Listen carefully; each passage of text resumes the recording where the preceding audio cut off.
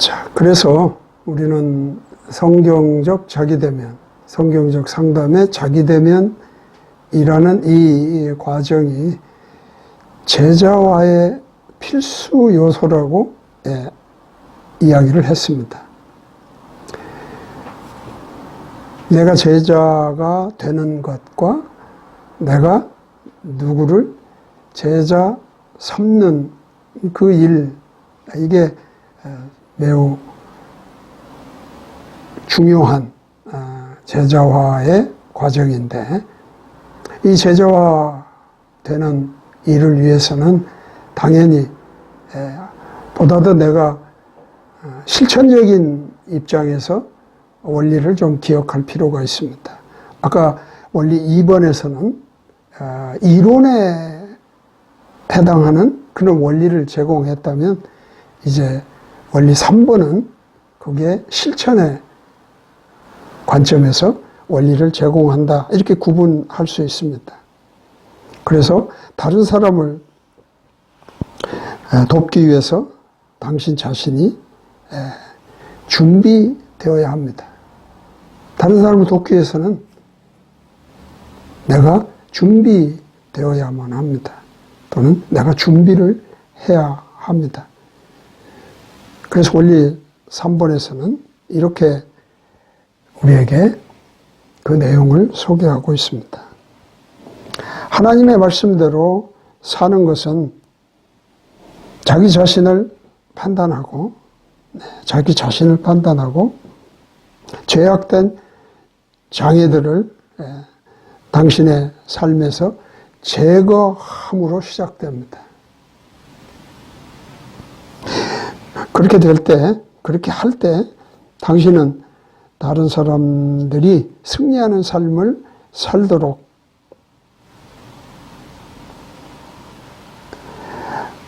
회복시켜주는 책임과 또는 특권과 책임을 가지게 되는 것입니다.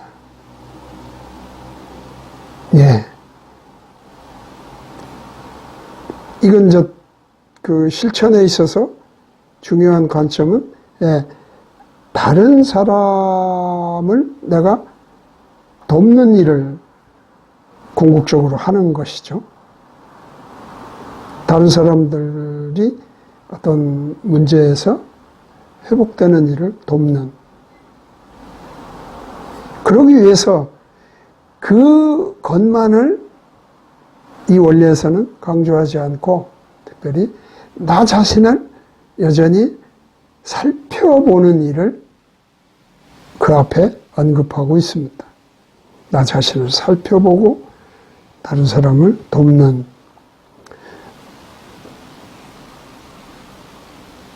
이 원리에서 3번에서도 이런 이야기를 하고 있지만, 이 원리는 또 서론에서 보면 이 과정에 두 가지 목적을 소개한 바 있습니다. 그것도 이 지금 원리 3번에서 얘기하는 그 패턴하고 똑같이 소개하고 있습니다.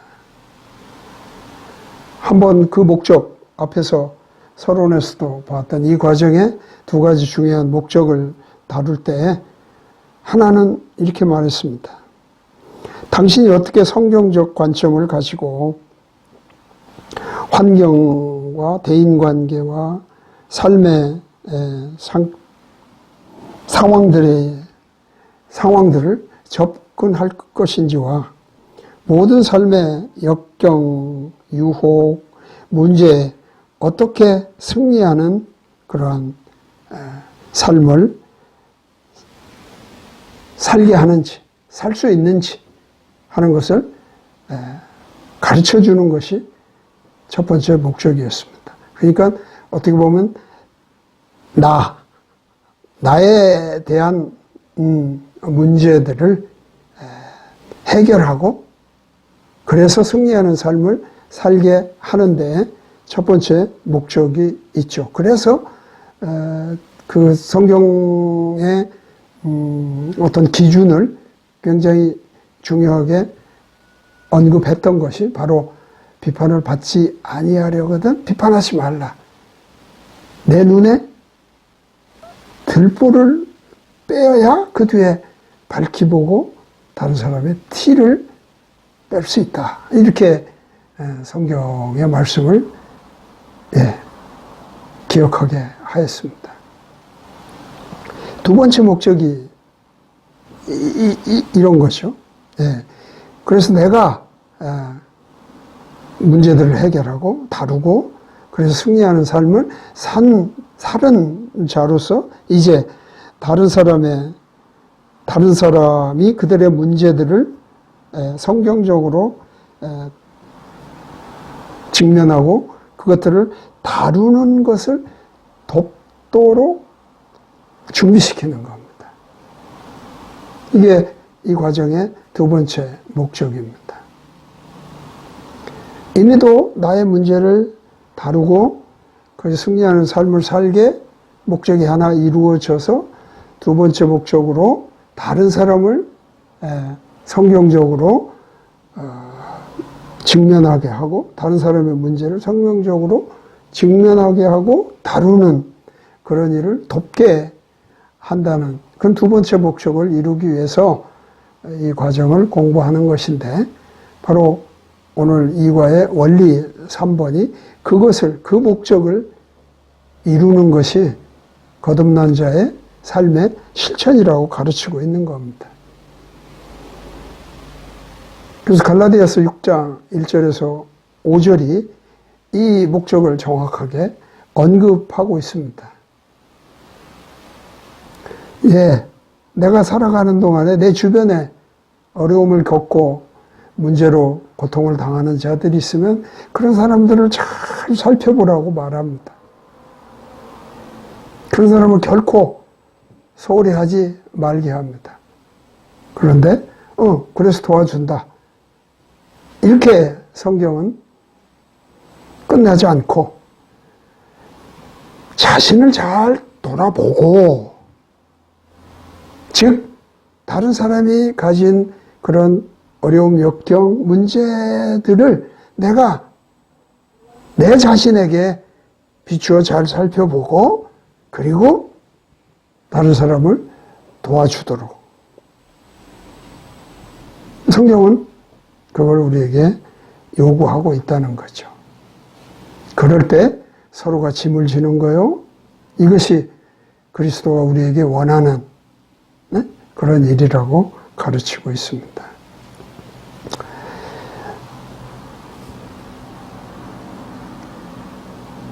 그래서 우리는 이 성경적 자기대면이 우리에게 주는 그러한 과정과 그 안에서 주는 원리들이 정말 우리의 삶에 있어서 매우 중요한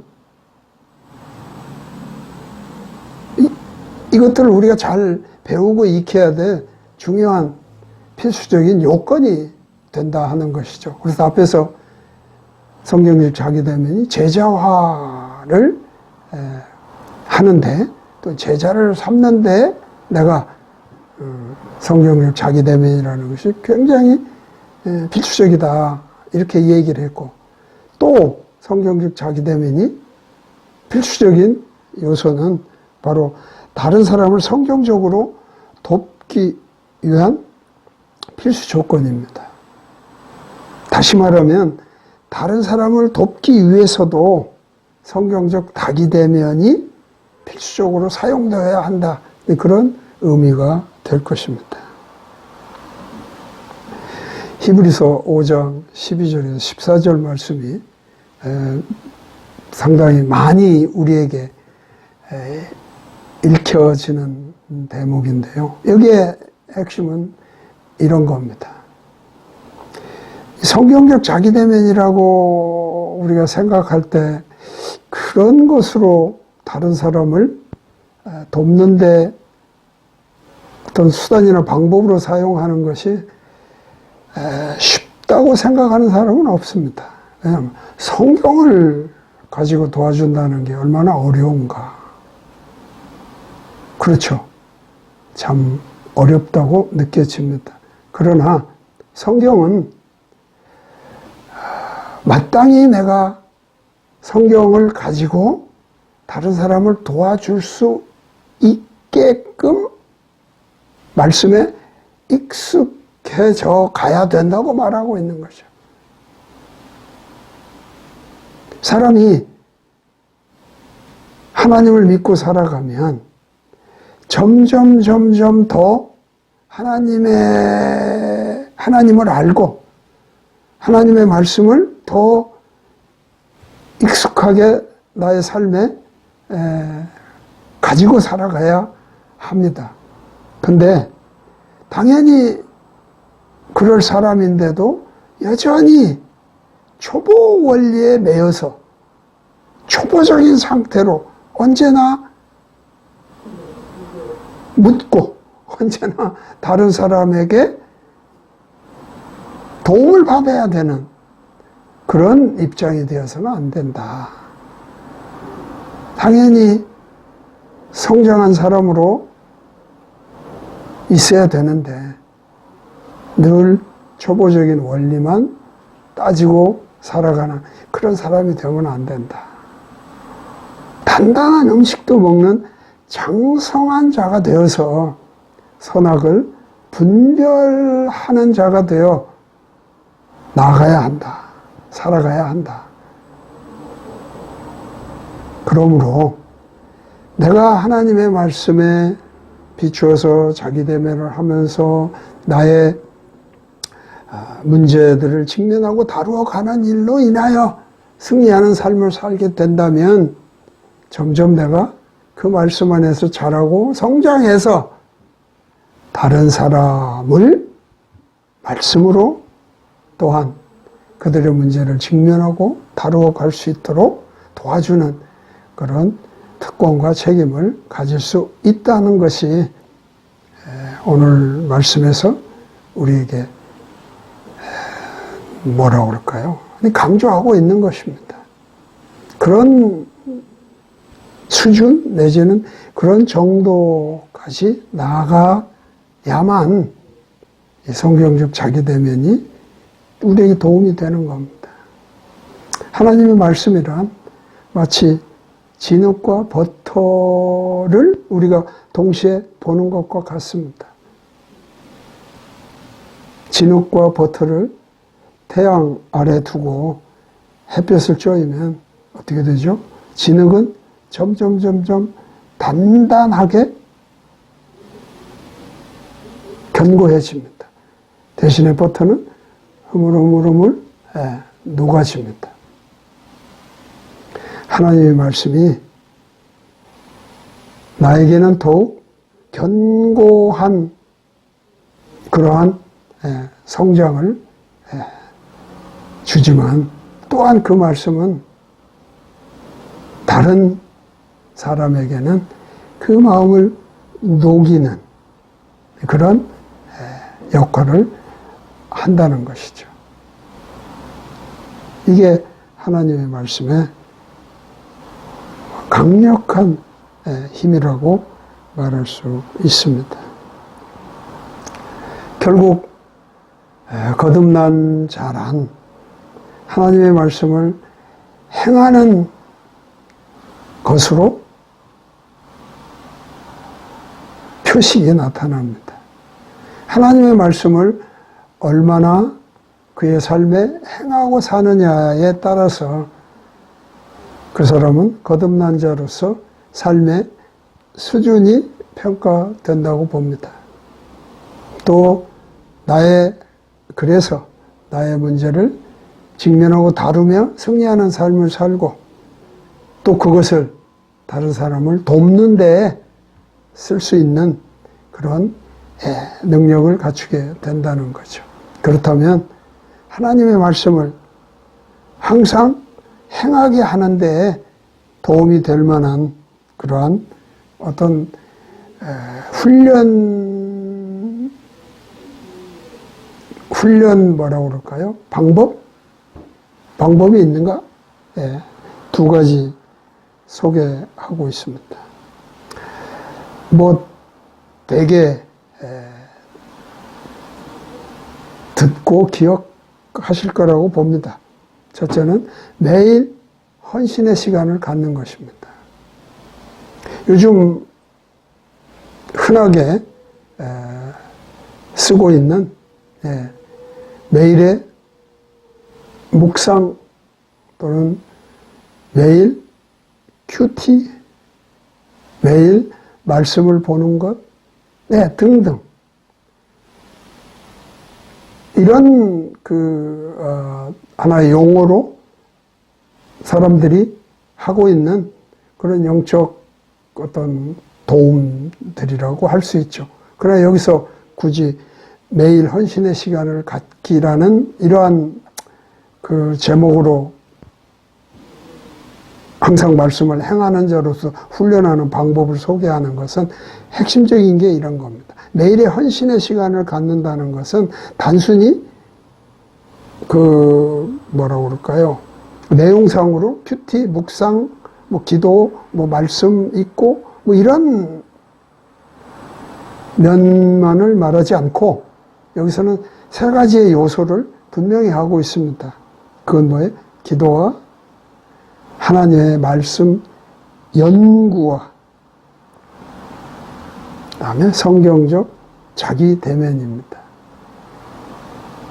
이게 매일 헌신의 시간을 갖는 것을 말합니다. 그래서 이 과정에서는 과제물이 주어집니다. 그리고 그 과제물을 적어도 한 주일 동안에 이 패턴으로 기도하고 하나님의 말씀을 연구하도록 하고 그 다음에 성경적인 자기 대면을 해나갈 수 있도록 이 과제를 매일매일 구체적으로 제시를 하고 있습니다.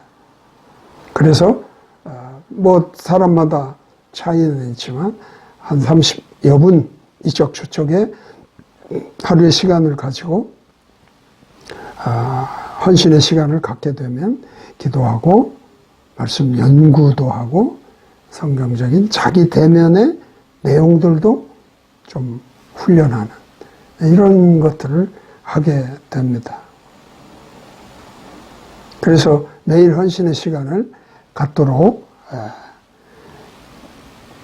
하고 있죠. 그래서 항상 말씀을 행하는 자로 훈련하는 방법으로 제시한 첫 번째 것이 매일 헌신의 시간을 갖는 것이고 두 번째는 성구 암송입니다. 늘 우리가 암송을 하는 일이 그렇게 쉽지 않다는 것을 늘 느끼고는 있지만 그러나 성구 암송처럼 우리가 말씀을 행하는 것에 지름길이 없습니다. 결국 하나님의 말씀을 행하려면 하나님의 말씀이 내 안에 있어야 됩니다. 그래서 어떤 것은 그 말씀이 아주 습관처럼 내 안에 있어서 어떤 상황에서 내가 해야 할 어떤 일이 그 말씀에 따라서 행해지는 것들이 있습니다. 그러나 그것이 내 생활에 많은 부분, 점점 나아가서 모든 부분에 영향을 미치고 있느냐 하는 데에는 매우 부족함이 있죠. 그래서 얼만큼의 성구를 내가 내 안에 가지고 있느냐, 즉 기억을 하고 있느냐 하는 것은 말씀을 행하는 어떤 정도를 나타내는데 매우 중요한 요소가 됩니다. 성구 암송에 대해서 여러 방법론들이 제시되고 있어서 조금씩은 다르기는 하지만 어쨌든 그 방법, 어떤 방법을 통해서든 하나님의 말씀을 내 안에 많이 두면 둘수록 하나님의 말씀을 행하는 일은 훨씬 더 쉽고 많은 그런 행위가 나올 수밖에 없습니다. 우리가 잘 아는 마태복음 4장에서도 예수님도 사단의 미혹을 받아 광야에서 시험을 받을 때에도 말씀으로 그건 다 자신이 하나님의 말씀으로 기억된 걸 가지고 대항을 했던 그런 기록들이 있습니다. 말씀으로 가라사대 매우 중요한 내용입니다. 그뿐만 아니라 우리가 잘 아는 시편 119편 9절 11절 말씀도 중요한 말씀입니다. 과연 우리가 하나님의 뜻을 따라서 살아가기 위해서는 어떻게 해야 될까요? 내가 이 악한 길에서 악한 길인 줄 알고 그걸 떠나기 위해서는 내 안에 그 말씀이 없으면 비춰볼 수가 없습니다. 그래서 항상 내 안에 말씀을 두어야 한다는 것을 가르치고 있습니다. 그만큼 성구 암송은 우리에게 중요한 항상 말씀을 행하는 자로 훈련하는 도구가 됩니다.